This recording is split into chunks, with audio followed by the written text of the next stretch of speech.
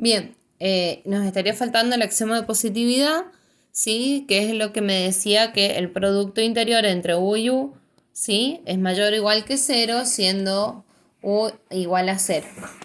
Entonces, nos fijamos, U por U es igual a 3 por U sub 1, en este caso, sí, teniendo en cuenta UU, nada más. Entonces, las coordenadas que va a ser U sub 1, U sub 2. Entonces, el triple de la primera coordenada por la primera coordenada del segundo vector. Como coinciden, por eso es que me queda U sub 1 por U sub 1. Más el doble de la segunda coordenada del primer vector, que es U, por la segunda coordenada del segundo vector. Y el segundo vector también es U sub 2.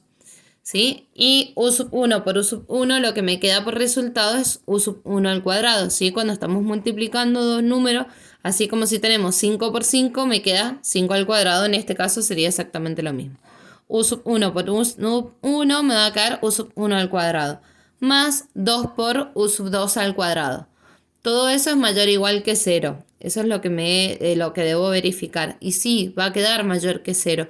¿Por qué? Porque todo número elevado al cuadrado, ¿sí? El 3 y el 2 de por sí son positivos. Y todo número elevado al cuadrado, sea positivo o negativo, me va a quedar el resultado positivo. Entonces la suma de dos números positivos va a ser positiva. ¿Sí? Mayor o igual que 0. Entonces se verifica este axioma. La longitud y la distancia en espacios con producto interior. Fíjense, si B es un espacio con producto interior, entonces la norma o longitud de un vector U se va a denotar, ¿sí? Como ya sabemos calcularla, ¿sí?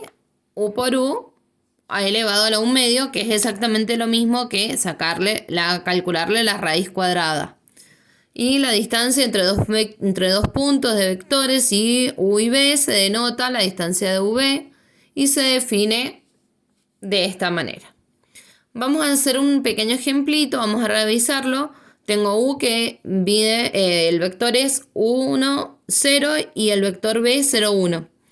Entonces, si yo quiero calcular la norma de U, ¿qué es lo que yo voy a hacer? A cada una de estas componentes del vector U las voy a elevar al cuadrado. Entonces, 1 al cuadrado más 0 al cuadrado, y a todo eso le calculo la raíz cuadrada, que es lo mismo que decir los elevo a la 1 medio.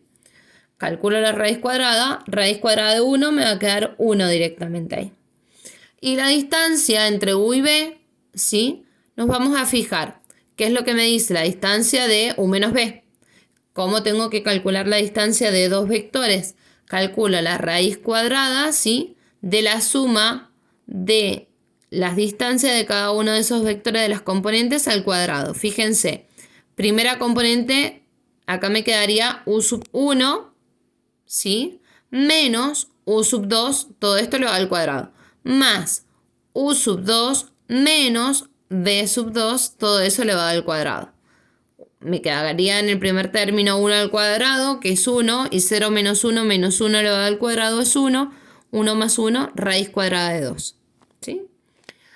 Fíjense que en el producto interior euclidiano ponderado, como la fórmula que habíamos puesto en el ejemplito S, ¿sí? Acuérdense que no siempre va a ser S. Este es un ejemplo. Yo les doy las condiciones así como cuando dábamos para ver si era espacio vectorial o no. Fíjense acá, ¿qué es lo que me va a quedar? El triple me dice de U sub 1. ¿Cuánto vale U sub 1? 1. ¿Cuánto vale B sub 1? B sub 1 vale 0. Ahí, perdón, ahí me he confundido con el valor. Sería un 0. Más el doble de U sub 2. U sub 2 sería 0 por B sub 2, que B sub 2 en este caso sería 1. Ahí revisémoslo a ver cuánto les ha quedado, ¿sí? Y lo mismo pasaría en el caso de la distancia, ¿sí? Habría que revisar ahí esos valores. Bien, los productos interiores generados por matrices. Ahí